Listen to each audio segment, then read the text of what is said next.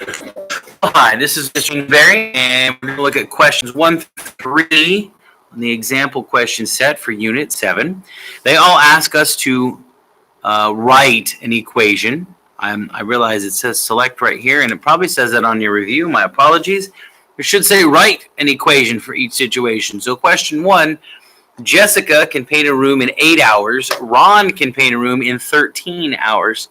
Write an equation that could be used to find how long it would take them to paint the room together. So this is a work question. And work questions have this format. We're going to add two fractions and will always be equal to 1.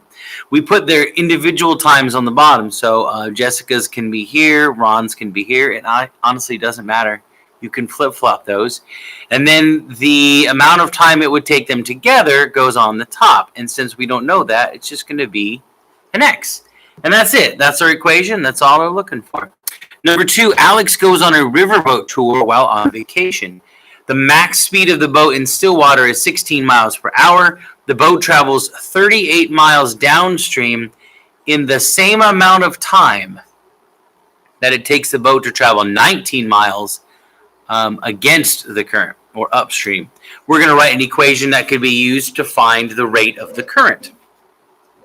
First of all, this is a distance, rate, and time problem. I know this because we're given distances, and we're also given a rate here, 16 miles per hour, distance 19 miles, distance 38 miles. So this is distance, rate, and time, and the key here is that it says in the same amount of time. So that means then that we have two distances and two rates that when we use them to calculate how long this boat will be going on the river, they give us the same time, but the distances and rates are going to be different. So the setup is going to be this. It's going to be two fractions that are equal.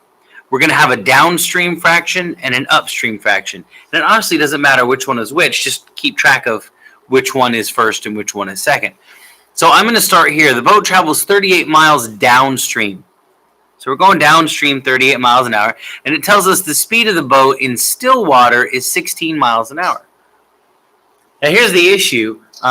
It's not actually traveling downstream at 16 miles an hour. It'll be going downstream at 16 miles an hour, and then there's a current we have to think about. Now going downstream, the current is going to push it faster.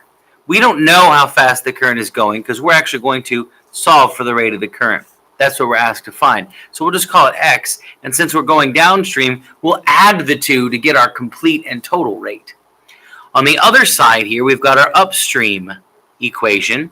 It's going to travel 19 miles upstream or against the current.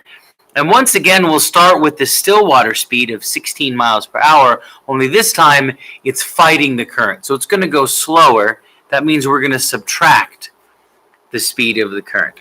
And there is our equation. Lastly, then we have number 3. AT&T is running a special where unlimited text and data cost $50 total, and each line is $20. And then it gives us an example. If you had one line, you'd pay $50 for text and data, $20 for the line, for a total of $70. We're going to write an equation that could be solved to find the cost per line y for x lines. So it's going to be y equals. What you have to do is find the total cost and then divide it amongst however many lines there are. There are x lines, so we'll divide it by x. So how do we find the total cost? Well, we've got this $50 fee. That's our flat fee. Doesn't matter if you have one line or 20 lines, you pay $50 for text and data. And then it's $20 per line, so we'll add to that 20x, and that's going to be my equation.